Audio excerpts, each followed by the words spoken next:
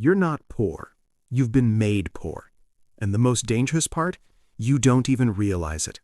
You earn, you budget, you save, you follow every rule they gave you, and still something doesn't move. The gap between your effort and your outcome stays exactly where it was. That is not a personal failure. That is a system working exactly as designed. Most financially responsible professionals operate under a reasonable assumption. They believe that earning a stable income, managing expenses carefully, and avoiding unnecessary debt will, over time, produce meaningful financial progress. On the surface, this logic appears sound, and yet for millions of salaried professionals across the United States and Europe, something quietly goes wrong. The income grows, the lifestyle adjusts, and the gap between financial effort and financial outcome never quite closes. The reason for this is not personal failure, it is structural. There is a mechanism inside modern financial systems that most working professionals never examine directly. It does not appear on a pay stub, it is not disclosed in a mortgage agreement, and it operates most effectively on people who are doing everything they were told to do correctly. Understanding this mechanism does not require a finance degree. It requires a willingness to look at familiar systems from an unfamiliar angle. Consider how a salary professional typically builds financial life. Income arrives on a fixed schedule, expenses are allocated, a portion is saved, perhaps a retirement account receives regular contributions. This structure feels like progress because it mirrors the model of financial responsibility that most institutions and educational systems have endorsed for decades. But here's what that model does not account for. The financial system was not designed to produce equal outcomes for participants at different positions within it. It was designed to function, and functioning systems serve their architecture first.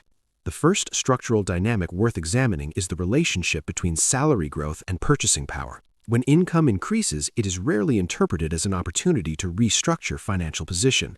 It is more commonly absorbed by the cost of maintaining an upgraded lifestyle. This is not a character flaw. It is a predictable behavioral response to rising income, and it is quietly accelerated by credit availability, social environment, and marketing systems calibrated to income brackets. The result is that a professional earning twice what they earned 5 years ago may carry proportionally similar financial constraints. The number changed, the structure did not. The second dynamic is more subtle and significantly more consequential. Inflation does not affect all asset classes equally. It erodes the purchasing power of saved cash while simultaneously increasing the nominal value of productive assets such as equity, real estate, and business ownership.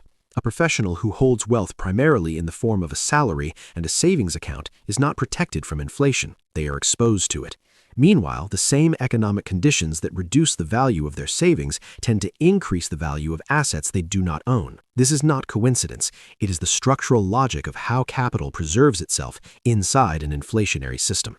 The third dynamic connects the first two. Consumer debt, when structured as monthly obligations against depreciating assets, does not simply cost money, it restructures time. Every fixed monthly payment represents a portion of future income that has already been allocated. This allocation limits financial flexibility and, more importantly, limits the capacity to redirect capital toward assets that produce returns. The professional manages the debt responsibly. The debt, in turn, manages the professional's financial range of motion.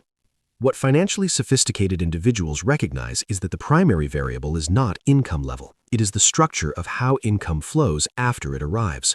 The distinction between professionals who build long-term wealth and those who remain financially constrained is rarely a difference in discipline or intelligence. It is a difference in financial architecture. High-income professionals who remain cash-constrained are typically allocating the majority of their income toward consumption and fixed liabilities.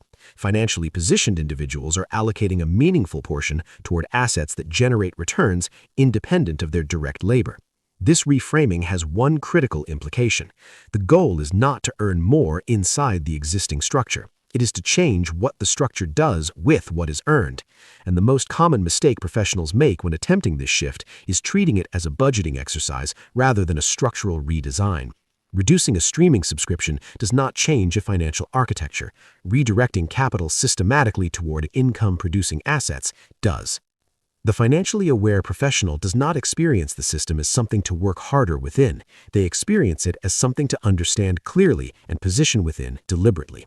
Awareness of how the system allocates returns, how inflation redistributes wealth, and how debt limits financial range of motion is not pessimism. It is the beginning of structural clarity.